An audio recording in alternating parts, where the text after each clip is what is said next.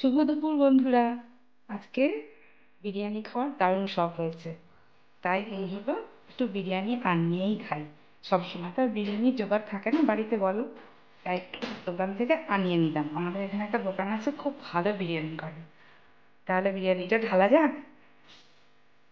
ঢালা যাক বন্ধুরা বিরিয়ানিটা।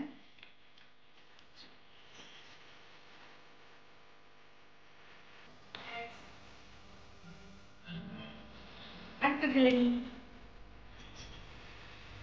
দিয়ে দিয়েছে, তবে লেগ পিস দেয়নি।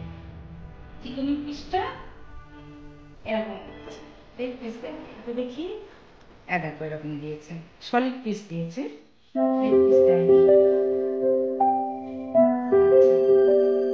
দেখি এবার খেয়ে দেখবো কেমন হয়েছে। তাহলে এবার খাওয়া যাক। তোমাদের বাড়িতে আজকে দুপুরে কি রান্না হলো কমেন্টে অবশ্যই জানিও।